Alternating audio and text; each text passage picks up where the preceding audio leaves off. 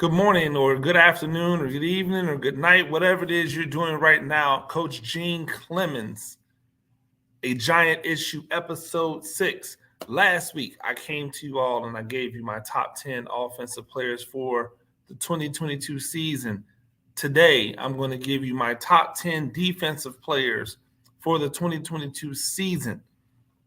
Thank you, as always, for joining me. If you have not already, go ahead, hit that like, hit that subscribe button so that you can get everything that goes on with the channel at all times. Again, appreciate all of the love that we've received so far on this new webcast that we're doing. I know some of you have said, hey, are you going to do a podcast? Are you going to release it as a podcast? Right now, we're keeping it webcast specific. Just don't want to try to, stretch myself too thin with all of the other things that I have going on. But I really do enjoy talking Giants and talking about what's to come. And make sure that you're checking out all that content that we're dropping on Giants Country. A lot of profiles on players getting ready for training camp. I'll be bringing back out my Good, Great, and Ugly series again. So make sure that you check that out on Giants Country and the subsequent videos that I'll be dropping on the YouTube channel. Those are fun all the time. But without further ado, I definitely want to get into my 10 most important defensive players in 2022. Number 10, Julian Love. Now, a lot of people probably forget that Julian Love exists. I myself sometimes have to be reminded, Julian Love does exist, and he has started, and he has played well. So when Logan Ryan wasn't brought back, my immediate thought was they need to bring in another safety. They need to draft a safety. They need to bring in another safety. But it could be that the Giants really do believe that the replacement value of Love from what Logan Ryan was able to give is minimum. Now, the things that Love does that he brings to the table, he's athletic, he's fast. He proved the last time he had the opportunity to start on an extended amount of time that he's a willing tackler. He's going to be a better coverage option than what you're going to, especially on the third level, than what you would get from Dane Belton, who the Giants took in the draft this year. I think that he offers more versatility because he can play the back end, that third level, a lot better than Dane Belton can, because that's just not what Dane Belton has been asked to do at the college level. So it's going to be important because with Xavier McKinney being the guy that is going to be all over the place, doing all types of things, a matchup nightmare in this weak Martindale defense, is going to be important for Julian Love to be able to hold his water on the other side. That's why he's number 10. Number 9, a lot of people might think Dexter Lawrence, well, maybe he should be higher. But if you think about the structure of what they do as a defense, Dexter Lawrence, probably right where he should be. Excuse me. Here's the thing about Dexter Lawrence, though, right? What are we going to get from him? He is not a defensive end. I know that in a 30 front, he plays a defensive end, but he's not really a defensive end. In a perfect world, he's probably a 4-3 technique, right? So if he's playing more like that, if they use him as the pass rushing nose guard, which is what I think we may see a little bit more of out of the Wink Martindale defense. If he's used as a 3-4 nose guard in pass rush situations, do they unlock the ability for Lawrence to become a close to double-digit sack guy on the season? I think he has that ability if used in that manner. But if he's just used primarily as like a 5 technique or a 4 technique, probably not going to see him reach those levels. So it depends, but he's still important because we know that front three have to be dominant in order for the rest of the defense to be able to do or be as dynamic as they need to be. Number 8 is Aaron Robinson. Aaron Robinson's number 8, and he's above Julian Love because he is the heir apparent, apparently, at cornerback. He's the guy who's going to get the first shot. I think if you're thinking about the other cornerbacks on the roster, there are guys who are brought in from free agency who will be good for depth. There are guys who are rookies or second or third year guys who the Giants drafted that are going to be good for depth. But who's the starter? Who's the main guy? If Aaron Robinson is not that guy, then the Giants have a big, big issue this year. If Aaron Robinson is getting cooked, then the Giants have an extremely big issue this year. So it's going to be a matter of is Aaron Robinson ready? Is he ready to assume that role that we all believe he needs to assume in order for the Giants to be successful this year? If he's not ready to assume that role, the Giants are going to struggle defensively. It's no other way around it. If he does not step up, if he's not the guy, the Giants are going to struggle. So that's Aaron Robinson at number 8. Number 7, Azeez Jarriel. And the reason Azeez is not higher is because of other people who are on this list. And you'll see what I mean when you see it. But Azeez had a really solid, really good first half, but a solid rookie year. First half was better. Second half started to wane. He has to continue to get better. I'd like to see him be a little bit stronger at the point of attack. I'd like to see him use his hands more in his defense when he has to take on offensive linemen in the run game. But I think he's going to be used much more like an edge rusher solely this year instead of like a defensive end, which is what it felt like he was being used as a lot of times last year. So I think to unlock his full potential as a guy who has a motor and explosiveness, you got to get him as an edge rusher. I think that's what they're going to do this year with him. Double-digit sacks for Azeez.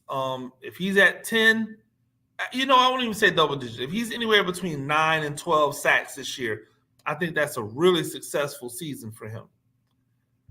Number 6 is Kayvon Thibodeaux. And the reason that Kayvon Thibodeaux is higher than Azeez Jarriel is because he's coming in with more expectations. And he should. He's the more talented of the two defensive end or outside linebacker edge prospects. He also provides the Giants with a lot of versatility because there's so many different things that he could legitimately do. You could legitimately stand him up as a linebacker. You could legitimately rush him off edge. You could legitimately play him as a 5 technique, maybe even as a 4-eye in certain pass rush situations. You're going to see him blitz from everywhere. And again, that type of versatility is going to be great in that Wink Martindale defense where he wants to keep an offense on their toes by switching things up on the regular. So Kayvon Thibodeaux, to me, it's not really about stats in his rookie year. To me, the impact he's going to make is the disruption that he's going to be able to cause. I think Kayvon Thibodeaux is the reason why Azeez Jarriel should have double-digit sacks this year, because they're going to have to count for Thibodeaux, which means Jarriel is going to get a lot of one-on-one opportunities, and he has to win. I think he will. But that's going to be predicated on the fact that Thibodeaux is making things happen on the other side. Number 5 is Blake Martinez. And the reason he's number 5 is because, what is he? How is he coming off injury? He looked like he was starting to take a step back last year. Was that just because there was an injury on the horizon? Or were we seeing that there was a mild decline happening in his play. This is going to be big. Last year they suffered when Martinez went out, trying to make sure they had a couple linebackers who were really good. I think that if Martinez is back to the strength that he was before the injury, where he was 2 years ago, I think that the opportunity for the Giants defense to be better is there because everything happens up the middle. Like the middle is strong, everything else gets better. If your spine is strong, then the rest of your limbs tend to work a lot better. Leonard Williams is at number 4. I have no clue why some of you out here give Leonard Williams so much flack. There is more to football playing defensive line than getting sacks. It's such low-hanging fruit. It's such ridiculously uninformed. I don't really know what I'm looking at when I watch the video to say that Leonard Williams is a disappointment because he does not get sacks. If you're watching the game, you understand how much impact Leonard Williams has on this team. And I'm sorry, but the only people who get paid at defensive line can't just be the ones who get sacks, because sacks for the overwhelming majority of defensive linemen is not based in anything quantifiable. A lot of it ends up being luck. In Tampa Bay, you get a guy having 20-something sacks, and then the next year he has 12. Does that mean he all of a sudden became 10 sacks worse? Or did the situations change? The situations, did he get a little bit less lucky? Was he not as healthy? What are the things that went into getting those sacks? Why do you think the sack record is so hard to get? Because it's such like the variables change literally on a play-in, play-out basis. So to try to quantify what Leonard Williams does for a defense simply based off of the fact that he's getting X amount or Y amount of sacks is just not right. This guy is a monster. He's great against the run. He sucks up double teams. He plays with a high motor. He plays with a high IQ. He's a great teammate. What else do you want from him? Is it only because he's labeled as a defensive end do you think he's supposed to get sacks? Can we just change it to a defensive tackle and you can all just shut up about it? Leave a message in the comment. I really would love to hear from you about why there's so much hate on Leonard Williams, or why you think that his success is only predicated on sacks. Number 3, newly acquired Justin Ellis. The nose guard was a problem last year, not because he didn't play well, but because he wasn't able to suck up blocks. Justin Ellis will suck up blocks.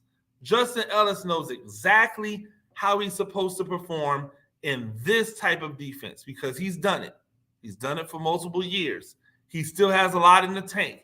He is going to be a 2-down defensive tackle. So why do you have a 2-down defensive tackle so high? Because you have to go against Philadelphia. They run the ball. You have to go against Dallas. They run the ball. You have to go against Washington.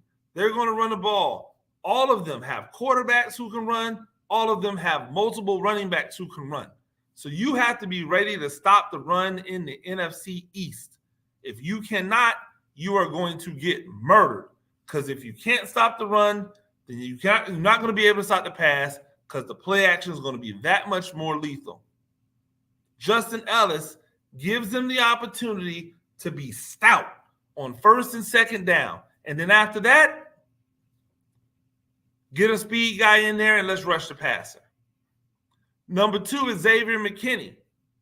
Xavier McKinney is going to be a wild card in this defense because I believe he can play anywhere. I believe you could match him up on some of your best guys in the slot.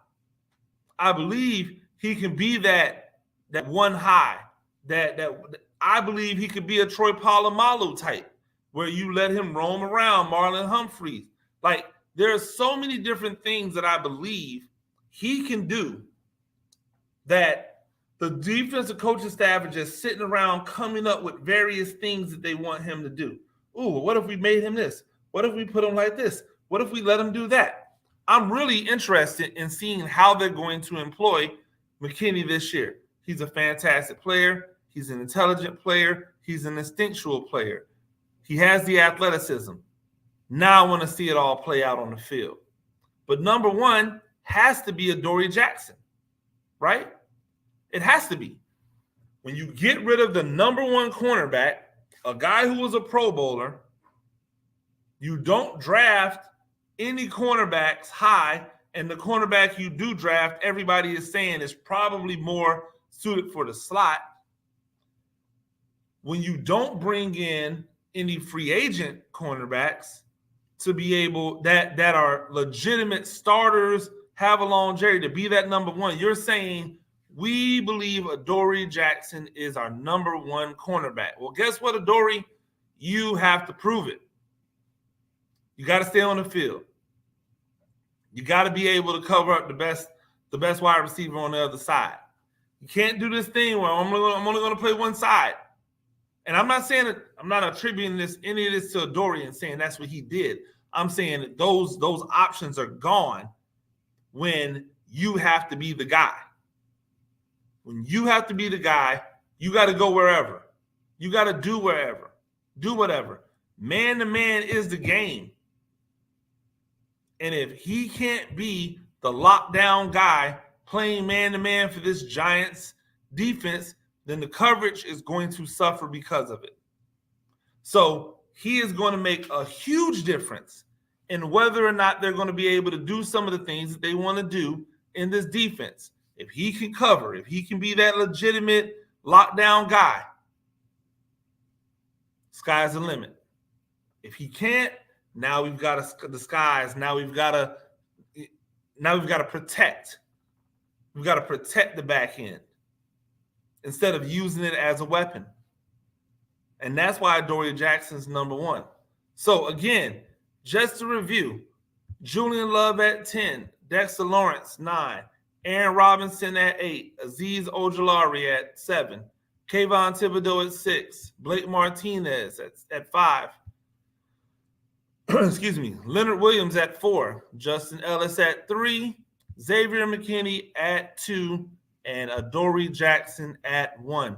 Ladies and gentlemen, make sure that y'all are joining me every Monday, 6 o'clock, for a new episode of A Giant Issue. Make sure that you're make sure you subscribe. Who am I leaving out? Who would you have in your top 10? Leave a comment below. I'd love to hear from you. Until next time, go Big Blue.